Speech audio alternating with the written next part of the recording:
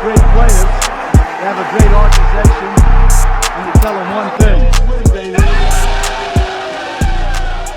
What is good, Raider Nation? It's your boy Raider Alex back with yet another video for you guys. Anybody that is new to the channel, you guys love Raiders related content just like this, make sure to like, comment, subscribe to the channel. That being said, let's jump right into it. So the Las Vegas Raiders should definitely be looking into quarterback prospects in this year's 2023 NFL draft. Some of the top names we have heard about are these first round quarterbacks like Ohio State CJ Stroud, Alabama's Bryce Young, Levis out of Kentucky, Anthony Richardson, etc, etc. But if the Raiders don't draft a quarterback at number 7, they may look into another quarterback who is currently projected to fall to the second round, and that is quarterback Hendon Hooker out of Tennessee. So let's break down some of his film. And the first game we will be looking at is his performance against Florida, because I feel like this game is crucial to analyze because our general manager Dave Ziegler was physically at this game, and I'm sure he had a close eye on both quarterbacks in this game, both Florida's Anthony Richardson and Tennessee's Hendon Hooker. So let's jump right into it. First play, we're going to see Hendon Hooker's amazing athleticism, and he's an absolute red zone threat on this design quarterback run for a touchdown. Next play right here, he does show some accuracy issues throwing the ball here. When he gets blitzed, when he has to throw on the run, he misses this throw. It should have been an easy first down. Now this next play, as I said, he's a great athlete. He has very quick feet and he makes a defender miss to be able to move the chains. This next play, he shows off a bit of his arm strength. A deep throw about 40 yards shows that he definitely has enough arm strength to get the ball past the numbers on this deep throw down the field. Another scrambling play. He is so explosive on the run and he shows a bit of toughness, being able to take a hit on the scramble. Now we will see that is a little bit of a trend which he will definitely need to adjust in the NFL. Another example of what you can do with him in the red zone. I absolutely love his versatility in the red zone. He's a legitimate dual threat when you get near the end zone. Another play where you see a bit of some accuracy issues. Really not sure why he wasn't able to complete this throw, but he definitely overthrows it. That could have been a touchdown right there. And a design quarterback run drawn to perfection. Really another example of how great this guy can be in the red zone. He also shows amazing ability to get out of a sack here.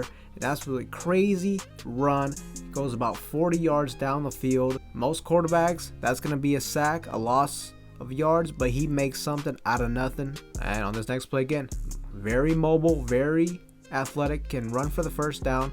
The one thing I don't like is most of the time when he's scrambling, he's moving to run for the first down, but he doesn't keep his eyes down the field. For the most part though, on these short type of throws, these quick passes, he usually is very accurate and he hits his receiver right in stride on this one. But on the next play, the pressure gets to him and he overthrows his wide receiver. Should have been an easy completion, but is not able to get the ball accurately.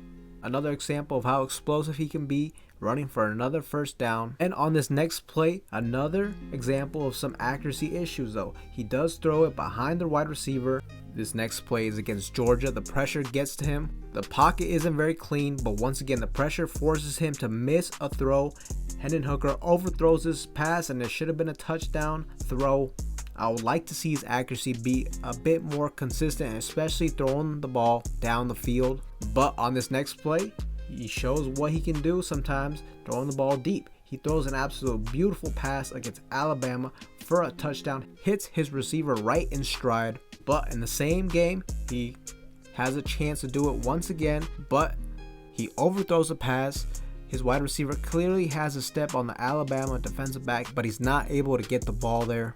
Another short type of pass, gets the ball outside the numbers, throws it very accurately, a bullet pass in tight coverage. And this next play, I really like to see this. Not only can he scramble, but he shows he can put his head down and run the quarterback sneak on these short yardage situations. He puts his head down and runs for the first down. And you know, throughout this whole season, you saw a lot of quarterback design runs from Tennessee. Now, once again, Hendon Hooker down the field, these deep passes. He overthrows a receiver. That could have been a big gain for Tennessee. Accuracy issues down the field is really starting to concern me. This next play, I mean, you love that he's aggressive, that he can scramble, can use his legs very effectively, but on this play right here, he needs to do a better job of just sliding. You're not going to be able to do that in the NFL on a consistent basis. Not going to last if you keep taking shots like that. And you know, that was only about a 3-4 yard gain. Might as well just slide to avoid the hit. Now this next play though, an absolute beautiful deep pass. The pocket isn't very clean, but he still is able to throw a beautiful strike, hits his wide receiver right in stride for a big touchdown. Now this is one of his interceptions on the day, overthrows the pass and it leads to an interception. On this next play though, he throws an absolute dot, hits his wide receiver right in stride for a big touchdown strike for Tennessee. So this guy can definitely make some big plays when he has to. This next play here, you see Tennessee get a bit creative in the red zone. This play looks very familiar. It looks like something right out of the Kansas City Chiefs playbook that they use with Patrick Mahomes all the time. And this last play right here, a huge interception for Alabama. This was late in the ball game, but look, I'm not gonna put this interception all on Hendon Hooker. Really, I mean, it's a tight pass. It's a 50-50 contested ball, but the wide receiver could have definitely made a play on it. Unfortunately, he's not able to do so. It leads to an interception. I'm not gonna really blame him on that. I honestly don't really mind the aggressiveness, throwing it into the end zone and giving his guy a chance. So with Hendon Hooker, I don't know, there's a lot of ups and downs with him. He's an interesting prospect, that's for sure, but there's definitely some things I would like to see a little bit more from him. But Hendon Hooker, he does have that prototypical ideal frame for an NFL quarterback. He is listed as 6'4", 218 pounds. He definitely is a great athlete and overall a very impressive runner with the football. He's great with his accuracy in short-term quick passes. He usually hits his receivers right in stride. Also a guy that should be available in the second round, but you never know how this draft will really shake up in terms of quarterbacks, how many will be selected in the first round. There's a huge run on quarterbacks, then he might be selected in the late first round, who knows. But kind of from what I've seen, he's for sure not a guy that I would consider selecting in the first round, especially at pick number 7. Look, maybe if we trade back into the late first round, maybe you consider him. But really, the biggest concerns with me with Hendon Hooker is the fact that he's coming off of that ACL injury, and he will likely not be able to play his first season as a rookie next season in 2023. He definitely has been inconsistent when it comes to throwing the ball down the field, especially on those deep throws. His footwork could use a little bit of work, but I feel like really he's a player that relies heavily on his athletic ability to be effective as a quarterback. And look, being 25 years old as he is, maybe the potential isn't as great with an older guy like him, and he's coming off of an ACL injury. Look, if that injury affects his athleticism coming into the National Football League, he could become a more limited quarterback.